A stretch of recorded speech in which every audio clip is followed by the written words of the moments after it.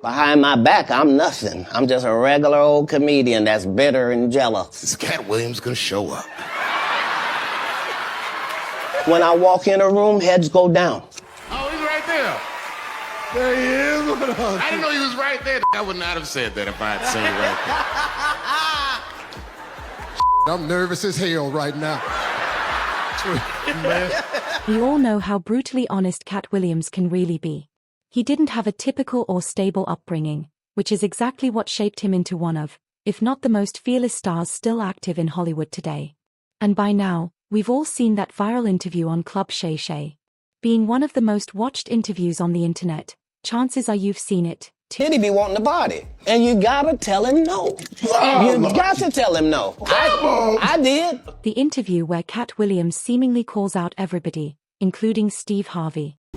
The same Steve that went to go watch Mark Curry do his whole sitcom and then stole everything Mark Curry had. Now Steve got a sitcom where he the principal and he wear a suit. And then he gets this high top fade, making all black men think he got the best lineup in the business. Then you ask him, why you not a movie star? I didn't want to be a movie star. I didn't want to be a movie star. No, you couldn't be a movie star. There are 30,000 new scripts in Hollywood every year. Not one of them ask for a country bumpkin black dude that can't talk good over KB and look like Mr. Potato Head. There ain't none. And that's not the only thing he had to say about Steve Harvey. About an hour into the interview, Katt Williams went even deeper, revealing what he claims is the real reason Steve stepped away from stand-up. And it's definitely not the reason most people believed. Only problem is when he stopped stand-up, he didn't have those 7 TV shows. He stopped stand-up because he got in a comedy battle called the Championship of Stand-Up Comedy with one Katt Williams in Detroit in front of 10,000 people and lost because Katt Williams said he was actually bald and that was a wig. And I went in and that's why he couldn't do stand-up anymore.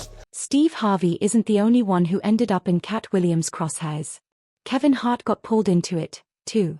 Katt started saying things about Kevin that at first sound wild, but the more you sit with them, the more they start to make sense.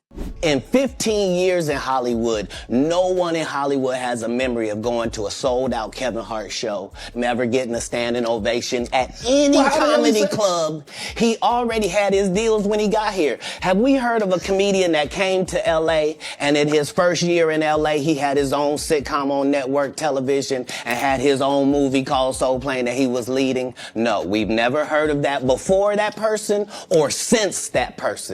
What do you think a plant is?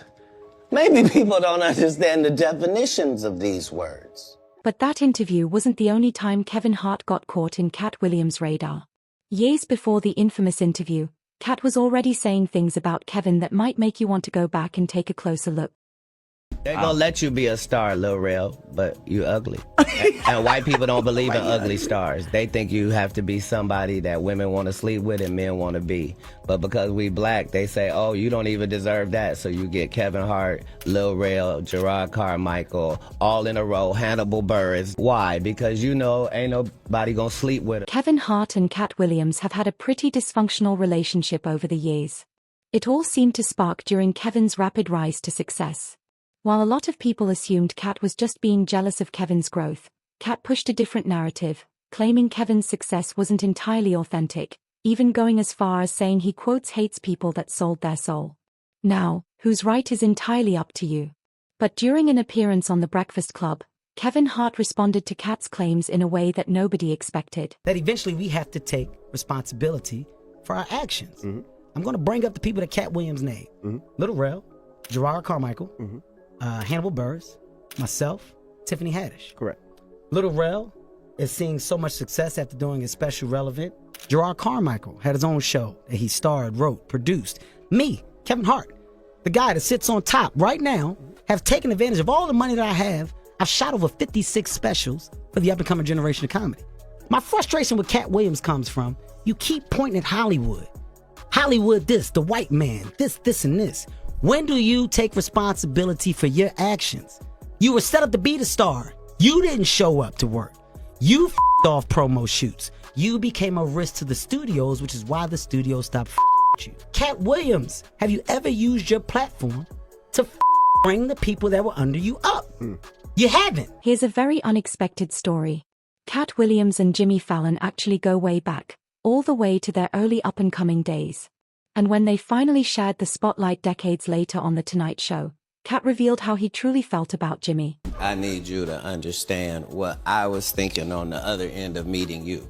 What I remember was a guy that seemed to me to have all of the benefits that would guarantee his success.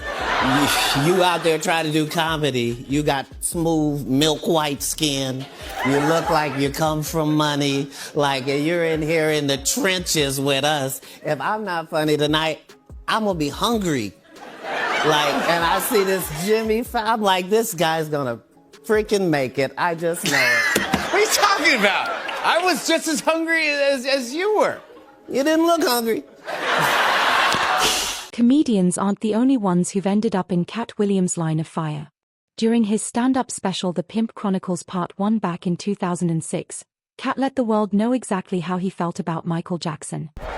Michael, I know I'm supposed to be happy because he used to be black. I know, I remember. He forgot he was a that it was us supporting him. We had that big ass greasy bell pepper ass nose. That was us. We kept giving the chances and with the Villa Lago You know that ain't no real goddamn What you know called Villa Lago? It be a line as big as a mother catch Villa Lago. You mean I can get my credit rating up to 720 by catching this Michael? I don't give a how good you can sing and dance. I got babies, you nasty mother. If you watched Katt Williams' appearance on Club Shay Shay, you probably remember the most viral moments, like his comments about Diddy and Kevin Hart. But in that same interview, Katt also said something about Harvey Weinstein that many people felt should have never been aired at all. They canceled me for talking about Harvey Weinstein before the thing came out, but he offered to suck my in front of all my people at my agency.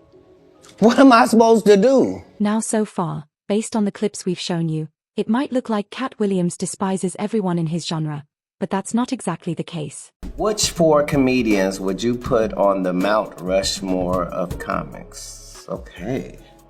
Richard Pryor, Dave Chappelle, Lenny Bruce, George Carlin. Katt has actually said on many occasions that he respects comedians who never, in his words, sold their soul. People like Richard Pryor, for example, someone Katt considers to have never traded their integrity for money and fame. The one comedian, as we've been sitting here doing this interview, that you hold in very high regard is Dave Chappelle. And speaking of integrity, the comedian that Katt Williams respects the most is none other than Dave Chappelle. Katt Williams has consistently shown respect for Dave whenever he gets the chance. Do you consider yourself the greatest? No. Dave Chappelle still lives and breathes. Okay. And, the fact that the industry blacklisted him for the last 7 years does not take away from the fact that he still walks the earth. I love everybody, but I love Katt Williams more than a lot of people. And that is wild. Even though at times it doesn't seem like that respect is equally returned. I lost everything and never told on anybody. What part of the game fucks up another nigga paper is about telling on another nigga, because all of us are trying to be in a better situation. Can we get over it? And speaking of Dave Chappelle, he's also known for calling out or even roasting his colleagues when he feels they're being inauthentic or problematic, like in the case of Bill Cosby, for example. But it's really tough. You know, you guys are young. So imagine if you found out 40 years from now that Kevin Hart raped 54 people. You'd be like, the only one that would believe that would be Katt Williams. He'd be like, I knew that motherfucker was up to something. And even though they are on different paths, Katt Williams and Dave Chappelle do share a similar sentiment. The way they've spoken about Bill Cosby feels like two sides of the same coin. Different approaches, but pointing to a similar underlying idea. What about Bill Cosby? Did you ever get to meet him or not? Before he had all the problems? Is being a rapist one of the problems? Oh, okay, sorry. But yeah, what was he like before that, man? Like, he has some works comedically that you could put up there in the pantheon of joke telling, really making black men and black families look really good in a time when that was not a popular thing to do. none of that supersedes rapist. No. But I was glad to not be a fan of his just because, you know. If you're too young to remember, Bill Cosby was once known as America's dad because of his role on The Cosby Show. But decades later, his legacy changed dramatically after multiple women accused him of sexual misconduct, leading to criminal charges and a conviction that was later overturned on appeal. But long before those legal battles, Katt Williams had already been openly critical of Cosby in his stand-up, calling out what he saw as hypocrisy, especially when Cosby publicly lectured younger black comedians about responsibility and behavior.